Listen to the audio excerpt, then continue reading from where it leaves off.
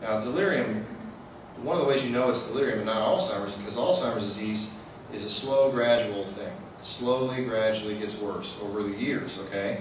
Not over days. This kicks in days, hours to days. So the person with delirium, you know, they change quick, and they're dramatically confused, disoriented, they don't know where they are. They start to pick at the air sometimes. They start to, you know, get obsessed about the wrinkles on their clothes or fuzz on their clothes, and sometimes you don't even, there's no fuzz, but they see it, and it's very disturbing to them. And so they have visual hallucinations, seeing things. They get paranoid. They, like I said, dramatically more confused. And the thing is, if you treat the illness, you treat the bladder infection or the pneumonia, or you get them off the medicine that they're taking that's causing it, they'll get better fairly quickly. And again, in days to weeks probably. Before, whereas with Alzheimer's disease, you know, that's something that doesn't change quickly. Either whether it gets worse or better, it doesn't do anything quickly. That's one way to tell. The other way to tell is Alzheimer's disease patients typically are about the same throughout the day. So they're kind of confused, and maybe they have little moments where things get a little better, but most of the time, you know, they're kind of having their baseline level of confusion. With this disease, you might see them in the morning and they're fine. They know where they are, they know what's going on. And then the afternoon, they have no idea. So it changes that dramatically and that quickly. Sometimes their level of consciousness is impaired too, meaning that one time you go in to see them and they're alert and awake and talking to you, and the next time you go in to see them, you can't even get them hardly aroused, and they're kind of, you know, eyes are half open and they're mumbling or slurring their speech, things like that. I told you that with delirium, you got to figure out what's causing that. One of the things that you really need to watch is over-the-counter medicines, like any of the cold medicines that can make you sleepy, or any sleeping pills. Anything that you take that's over-the-counter that makes you sleepy, a lot of times those will have things like Benadryl in them. The generic name for Benadryl, I should have written it up here, it's kind of a big word, but diphenhydramine is what it's called. And it's in Tylenol PM, it's in Sominex, I believe, it's in NyQuil, it's in a lot of things that make you sleepy. So anything that makes you sleepy that's over-the-counter, you really need to be careful. Probably don't give that to an Alzheimer's disease patient. And as a matter of fact, anybody that's, even if they're older and don't have dementia, probably should be careful taking that stuff. If you needed something to dry you out, like a cold pill or something like that, I mean, some of the newer Claritin and things like that are a little safer probably.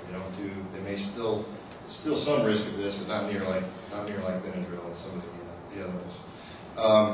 So that's something to keep in mind. And then, you know, like I said, if you have somebody who has this, they need to be in the doctor's office or in the emergency room, one of the two, because you've got to treat that.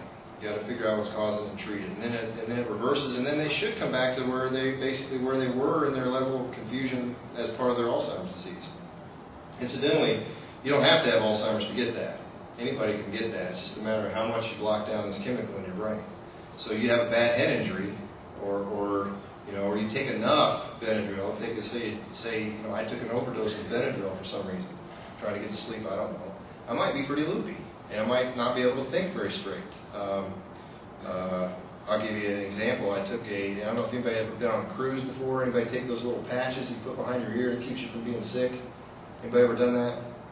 I went on a cruise this June with some friends, and I put one of those patches on. I'll tell you what, I was not quite as clear as I typically am. I think I was probably, you know, I wasn't sure. It's a good thing I wasn't driving or, you know, having to find my way around or anything, because it was a cruise, luckily, and they told me where to go and all that.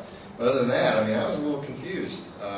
Can cause anything that blocks this chemical can also cause dry mouth, difficulty urinating, things like that, sleepiness. So those are other side effects. If you start seeing somebody who has Alzheimer's disease and starts complaining of those symptoms, you might make sure you're looking at their medicines to make sure there's nothing that was recently added that's doing this. The technical term for a medicine that does that is an anticholinergic. Why? Now, it looks a big word, and everybody's going to be frightened by that, but look, anti means the opposite of or to block something, okay? Cholinergic looks just like this, doesn't it? Cholinergic. So it's basically blocking this, okay?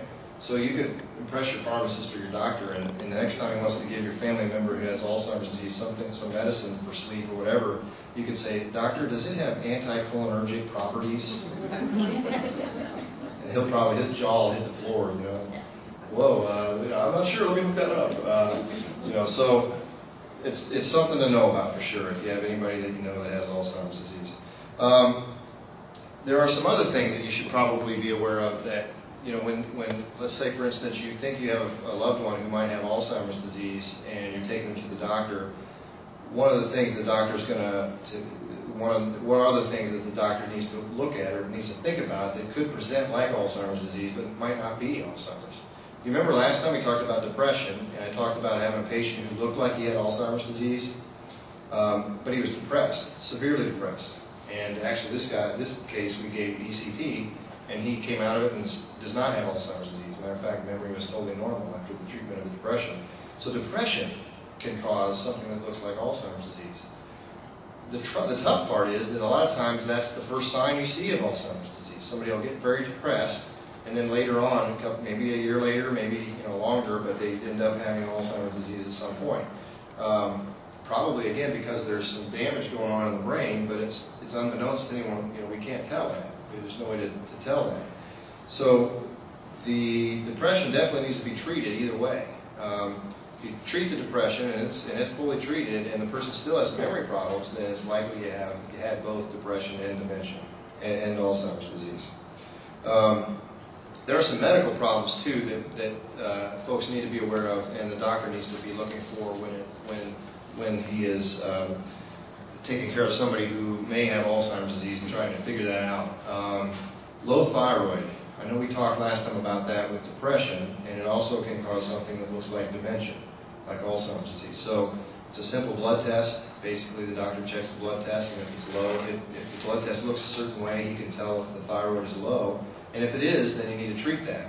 Incidentally, a younger person that has low thyroid can also have depression and have trouble with memory and things like that from low thyroid. So something to be aware of. We talked last time too, a lot of these things are similar between depression and Alzheimer's disease, but we talked last time about vitamin B12.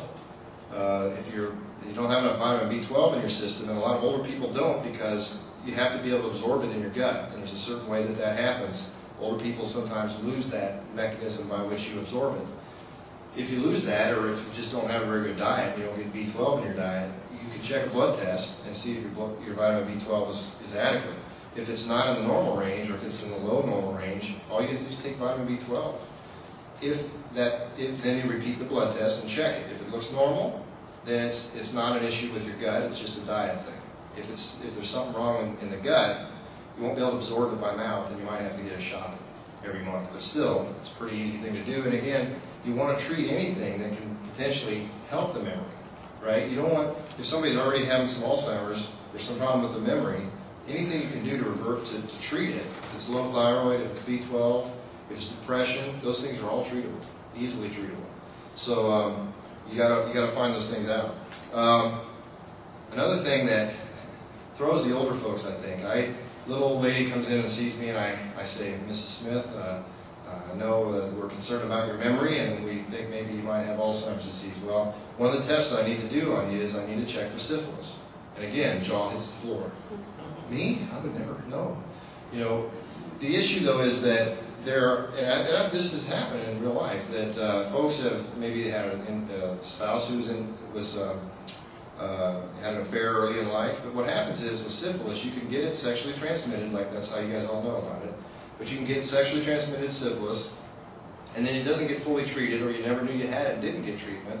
It can sit in your nervous system and sort of sit dormant, is what we call it, kind of hibernates, I guess, for years, 20 years, 25 years, something like that. If it then comes back, it can actually start to damage the brain, and it can look like Alzheimer's disease. But it is an Alzheimer's disease, and it's treatable. It's still treatable at that point. You can use antibiotics for that.